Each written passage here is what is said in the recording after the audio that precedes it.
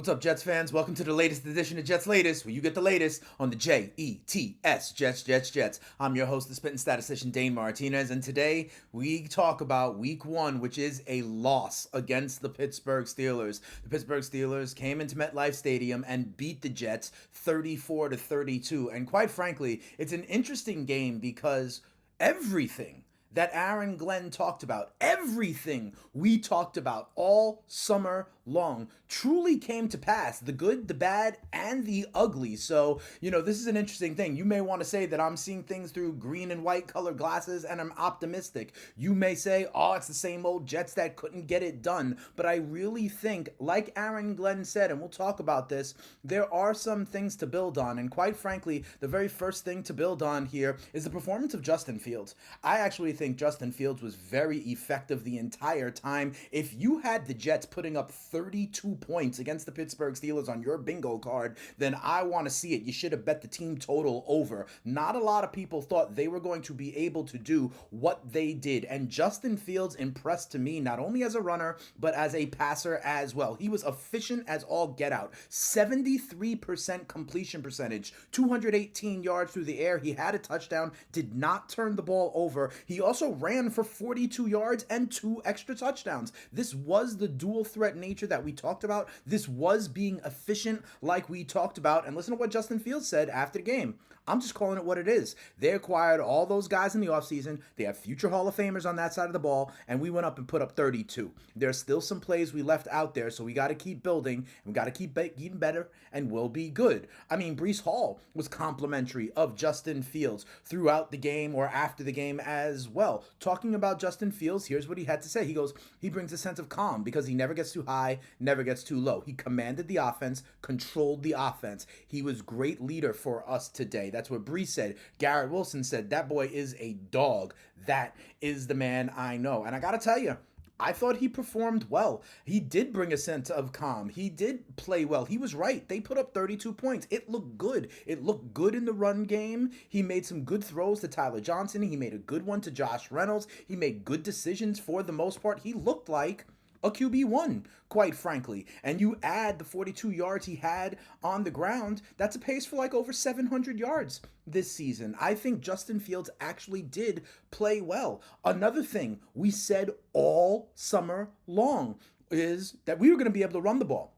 We were going to be a run-heavy team, right? So Justin Fields threw for what was it? He threw for 218 yards. Well, we ran the ball effectively. We ran the ball for 182 yards, 39 times for 182 yards, 4.7 yards a carry. I'm not saying that we're going to do this 17 times, but that's a pace for 3,100 yards almost. That would be second in the NFL last year. Breece Hall had himself a day, 19 carries for 107 yards. He averaged 5.6 yards a carry. He also looked good in the passing game with that 33-yard screen. This is what we talked about, right? Justin Fields ran the ball effectively. Braylon Allen with that north-south touchdown, right?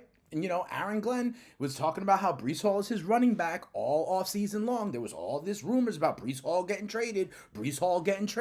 Braylon Allen was going to overtake him. Well, Breece Hall looked great, okay, 107 yards, and that's what Aaron Glenn talked about it as well. He said it speaks for itself.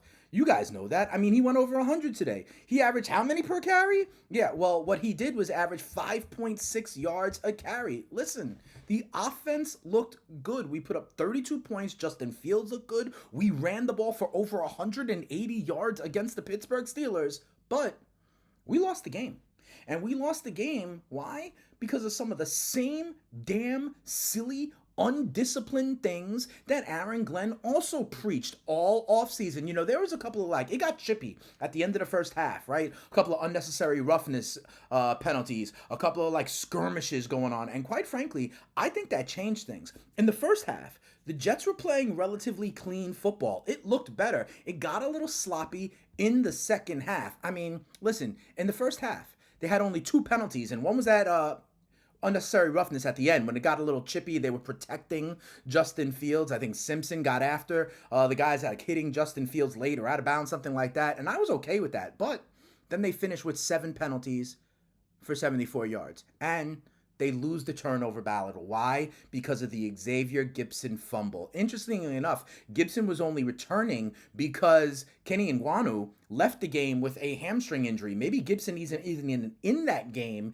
if Kenny is there returning kicks like he should. And some people were saying, oh, Gibson was supposed to be there for his special teams. Him putting the ball on the turf changed this entire game. And quite frankly, the penalties, the turnovers, this is what Aaron Glenn continues to talk about. If we want to be the kind of team, we cannot turn the ball over, lose the turnover battle. We cannot commit these stupid penalties. And that's exactly what happened. And I mean, leaders of the Jets were saying so. Sauce Gardner says, we don't like moral victories. I'm a sore loser. Moral victories breed losing. Quite frankly, Aaron Glenn was at the microphone saying, this is the way it's going to be with our style of play. We can't make these silly mistakes. We are going to be in tight games like that. Quinnen Williams echoed the same thing. We did some good things today, but ultimately, to be the team we want to be, the team we're capable of being, we've got to delete those small things and ultimately help win football games. Xavier Gipson was also, kind of taking accountability for it. He said he tried to make a play and got that hand. Some guy got that hand in. It is the worst time to fumble. It's the worst situation to put my team in.